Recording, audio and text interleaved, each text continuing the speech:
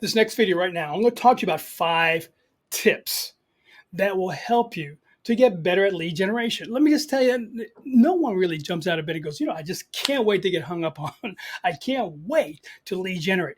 This is part of your job if you are a commission salesperson, especially if you're in real estate and you want to do well in 2024, you're going to need to lead generate because you're missing some business. You just can't wait for things to happen. So I'm going to give you 5 tips today on how to be more effective on the phone when you're speaking to new leads.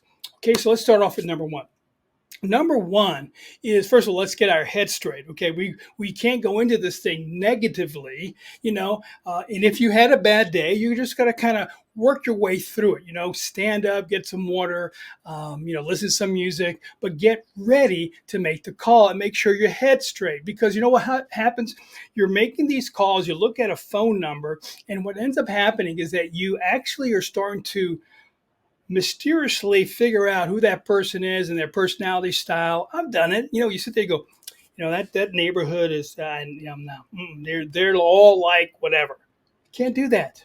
Okay. Got to get that out of your head.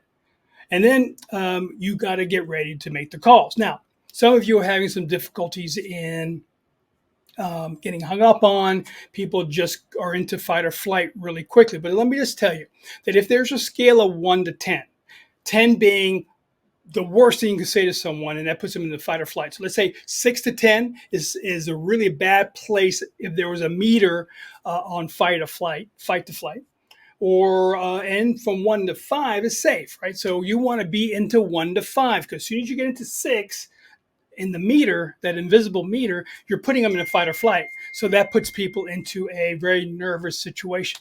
So let's do this.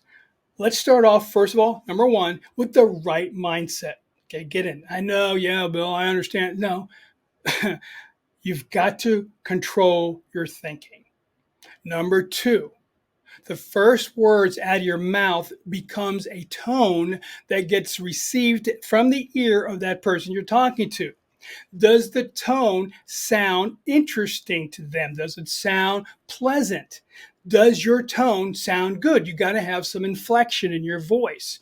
Very, very, very important. Because if you're very monotone, I'm calling about that, it's not going to work. It's not going to work. That automatically puts it right into that 6 to 10. And I know some of you haven't even imagined this little invisible meter that people have. Because we are instantly putting people in the fight or flight if we're getting hung up on a lot. If you're getting hung up on a lot, you're saying something that puts them into fight or flight. So how do we avoid that is to have good tonality, good inflection in your voice. Number 2 is how you open up your conversation with the person. Do not start off with, "Good morning, how are you?" or "Mr. Smith," because automatically, in most cases, that puts them into that 6 to 10 zone, the red zone. Right? Think about it. If I call you up and I go, and your name is Jim Smith, and I call you James Smith. "Hi, is this James Smith?" That guy's going, "Oh, this sounds like a sales call to me." Click. Right? So you got to be really aware that a lot of things that you don't like about the calls, you've got to understand is the same reason why they get hung up on, or you get hung up on, and they don't like the call. Okay, so tonality has to be really interesting. Number 2 is never use good morning, good afternoon, or their name. Number 3 is what that sentence is that you're going to use in the beginning of your script.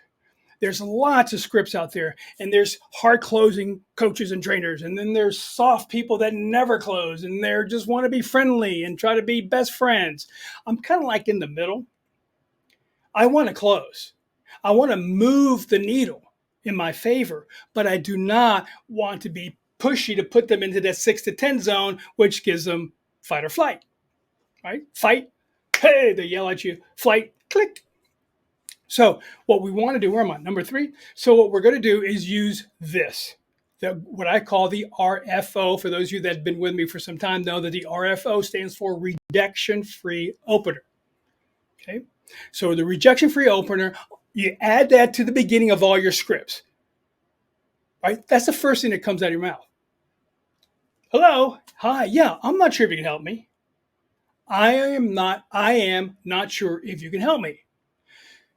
You could say it many, many ways and still put people in fight or flight, obviously. I'm not sure you can help me. That's not good. So slow down. Hey, I'm not sure if you can help me. That puts people almost on alarm to find out whether or not they could help you. Make sense? Okay. So you can see how excited I get. I lose track of numbers. But I got some bonus stuff.